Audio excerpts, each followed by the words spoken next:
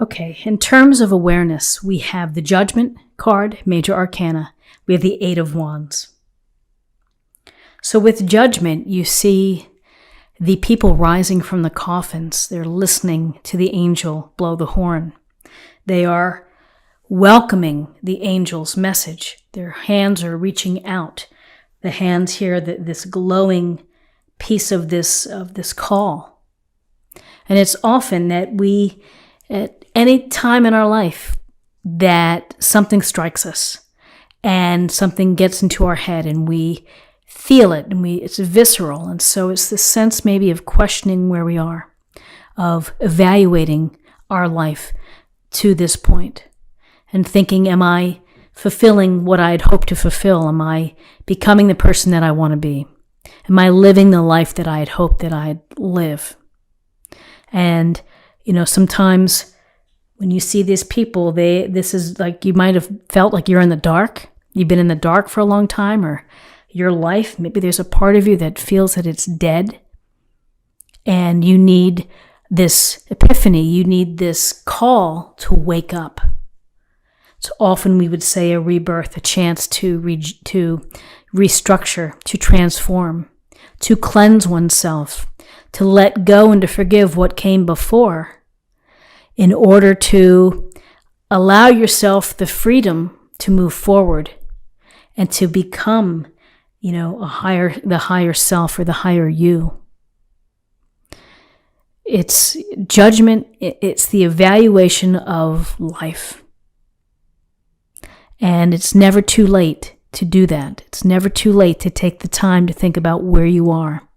You're never too old to have those moments. It's spiritually, you're evaluating yourself and you're thinking about your life. There's no harm in that. So here's this idea of rebirth, of possibilities, of maybe starting fresh. And you get that. You get to be able to start fresh. Here's the Eight of Wands. It's about news, can be an offering.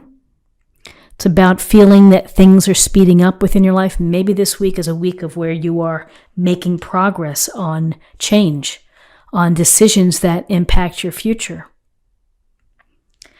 You may have to make a quick decision.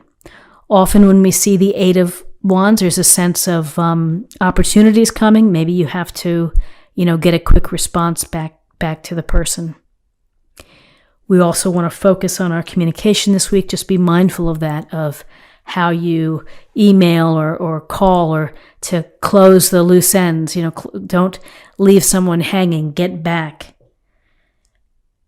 Eight of Wands, movement, passion projects, the tasks, the things that we want to do, the things that we want to accomplish. Sometimes we complete them and then we pick our new gig.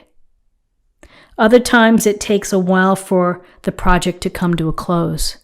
But it's something also to be very mindful of your passions, connecting your passions to maybe becoming your higher self, and taking steps, making the moves in that direction.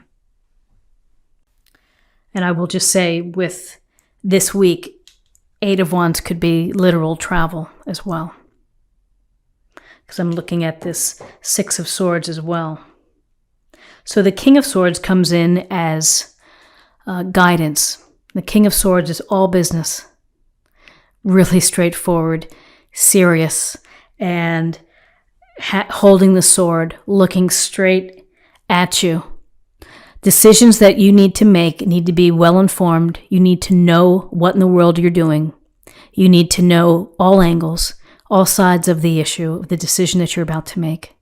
If you're problem solving, you need to be really aware. This is telling you to stick to the facts, to look at what is really there. Don't rely on emotions. Don't get hung up on emotions. Don't let emotions lead. Use your head. Use your logic. Use your reason. And then take all of that data and that information and the evidence and then make your decision. This King of Swords may be telling you, as you are thinking about rebirth, new opportunities, new chances to become the best you, is to be smart about it. Do your homework first. Be aware. This King of Swords doesn't fool around. It's a sharp blade. It gets right to the heart of the matter. I consider it very surgical, right to the center. And anything outside of that, which is going to muddy up the waters, gets cut away.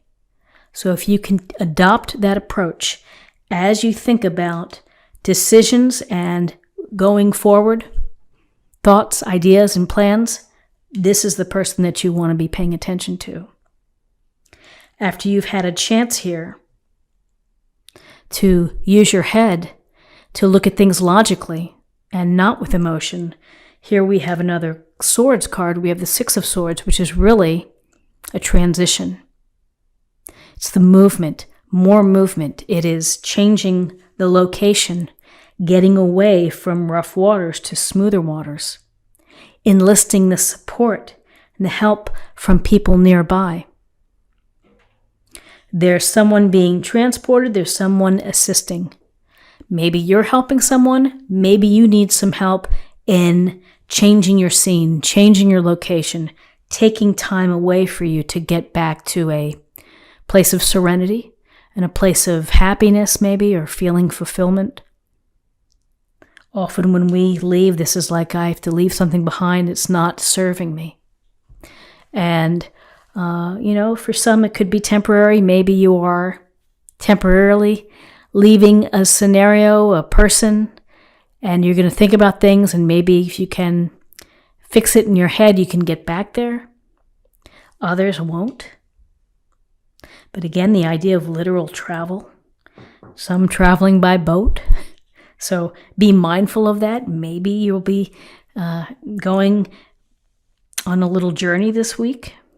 Some will. So interesting, we have, in your possible outcomes, we have the Five of Swords and we have the Four of Cups.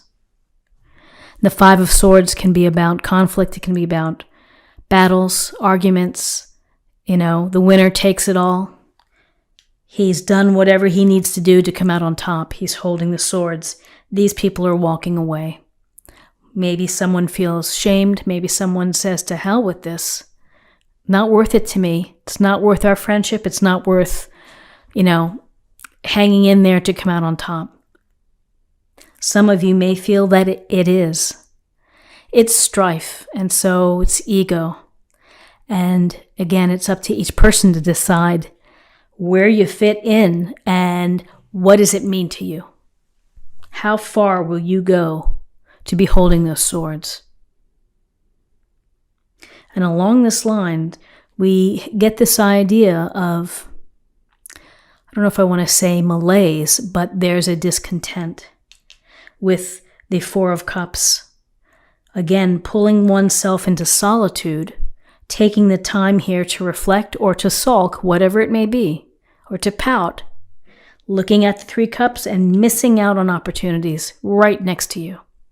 Why? Because of your tunnel vision, of just kind of get stuck where you are. You just feel that something is missing and that you may feel stagnant. You may feel bored. You may feel that you need change.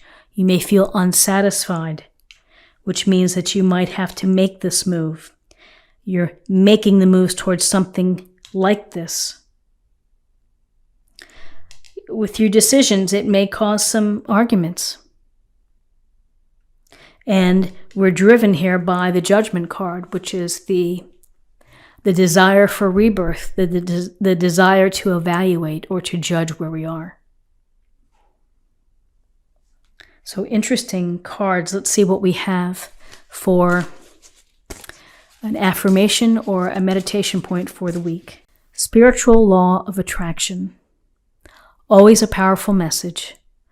Always worthwhile to think about. And I would recommend Ask and It Is Given by Jerry and Esther Hicks, Abraham Hicks, I think. A powerful book about the law of attraction and how everything is so related to our thoughts, what we envision, what we visualize. And finally, I'm going to choose a card for love, and we'll see what we have for love. Rest and relaxation is essential. We all have a fundamental need to take breaks. So allow yourself to take time for yourself, to recover, to regenerate, to rejuvenate. I don't know that you can be regenerating, but you're going to be a chance to be restored. And, sometimes this Four of Cups is simply needing a break. You just need to take a time out, maybe to get yourself sorted out.